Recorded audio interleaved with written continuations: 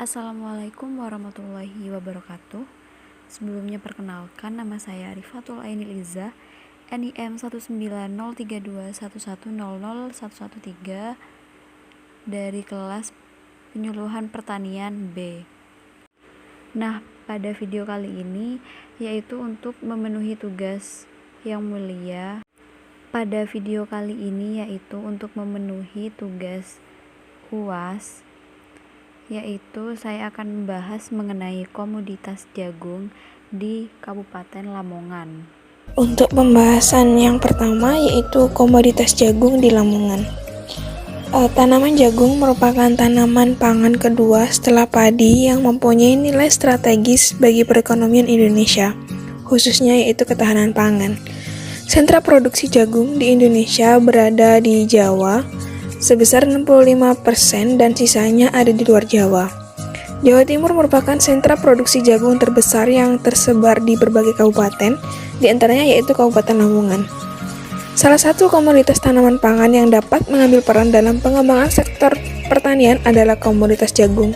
Di Indonesia, jagung merupakan bahan pangan penting karena merupakan sumber karbohidrat kedua setelah beras.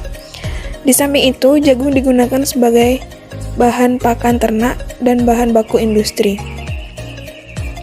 Jagung salah satu komoditas pertanian yang menyumbang inflasi cukup besar, yaitu sebesar 2%. Lamongan sebagai salah satu daerah dengan produksi jagung terbesar ditunjuk menjadi salah satu rujukan diskusi stabilisasi harga dari Tim Pengendalian Inflasi Pusat atau TPIP. Jagung penyumbang inflasi yang hampir sama dengan beras, yakni sebesar 2%. Peningkatan produksi jagung ini adalah salah satu upaya untuk meningkatkan kesejahteraan petani jagung. Hasilnya, nilai tukar petani atau NTP pada Kabupaten Lamongan di tahun 2016 sebesar 102 naik menjadi 104,6 pada tahun 2017. Komoditas jagung juga menjadi kebanggaan Kabupaten Lamongan. Dengan penerapan sistem kawasan pertanian jagung modern, dampaknya sangat terasa. Panen jagung yang semula berkisar 5-6 ton per hektar melonjak drastis hingga 10 ton per hektar. Pada tahun 2019, produksi jagung di Lamongan mencapai 623.165 ton dengan total luas area 60.342 hektar. Untuk pembahasan selanjutnya yaitu permasalahan. Warga Lamongan resah dengan serangan hama tikus. Pasalnya, lebih dari 170 hektar lahan jagung di Desa Drada, Kecamatan Kedungpring tidak bisa panen. Petani pun mengalami kerugian puluhan juta rupiah karena tidak bisa memanen hasil tanamannya. Salah satu tanaman jagung yang terserang hama tikus yaitu milik Eni, petani di Dusun Blumbang, Desa Drada. Menurutnya, jagung yang diserang kawanan tikus mulai dari usia 60 hari atau saat tanaman jagung mulai berbuah. Mulai umur 60 sampai 65-an hari, jagung ini sudah diserang oleh tikus. Adanya permasalahan tersebut, maka akan berpengaruh pada harga jual dari jagung. Pembahasan selanjutnya yaitu metode pengendalian hama tikus. Dalam proses menyelesaikan permasalahan tersebut, bisa dilakukannya strategi pengendalian. Pengendalian hama tikus bukanlah hal mudah untuk dilakukan dengan baik. Pengendalian yang dilakukan secara parsial banyak dilaporkan tidak membuahkan hasil sebagaimana yang diharapkan. Maka dari itu, pengendalian hama tikus direkomendasikan untuk dilakukan secara terpadu. Pengendalian hama terpadu atau PHT merupakan sistem pengendalian hama yang dihubungkan dengan dinamika populasi dan lingkungan spesies hama. Memanfaatkan perpaduan semua teknik dan metode yang memungkinkan secara kompatibel untuk menekan populasi hama agar selalu di bawah tingkat yang menyebabkan kerugian ekonomi. Pelaksanaan PHT pada tanaman jagung ada beberapa hal yang perlu diperhatikan, diantaranya adalah memperhitungkan fase pertumbuhan tanaman jagung. Pengendalian dilakukan pada daerah yang luas. Pengendalian dilakukan secara massal oleh semua petani, masyarakat, dan instansi.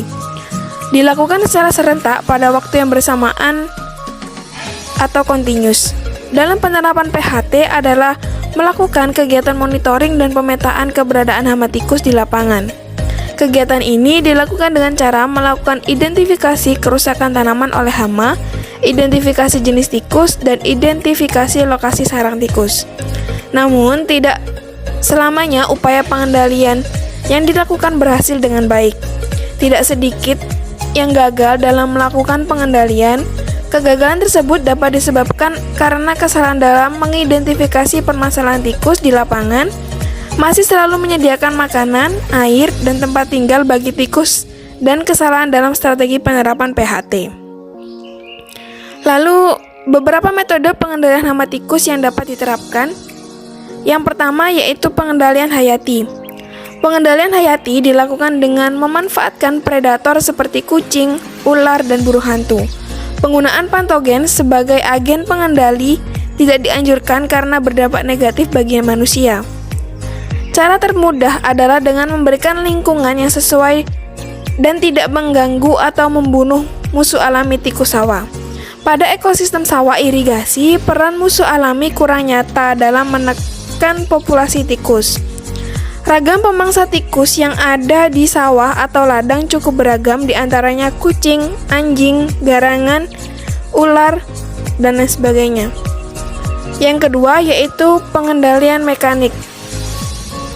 Pengendalian secara mekanik dapat dilakukan dengan menggunakan pemagaran dengan plastik, pemasangan bubu perangkap, perangkap hidup, perangkap berperekat, sampai penggunaan berbunyian.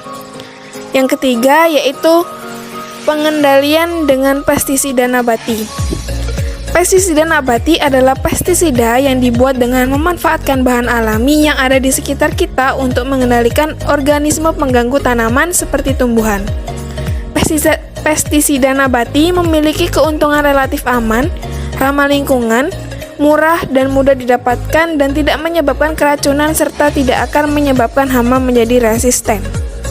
Sedangkan kekurangannya yaitu penggunaannya harus berulang-ulang, tidak tahan lama, daya kerjanya lambat, dan tidak membunuh hama secara langsung. Yang keempat yaitu pengendalian secara kimiawi. Pengendalian secara kimia dilakukan dengan menggunakan bahan beracun baik dalam bentuk ready mix bite atau ready mix dust yang banyak dijumpai di pasaran seperti Claret Strom atau Ramontal.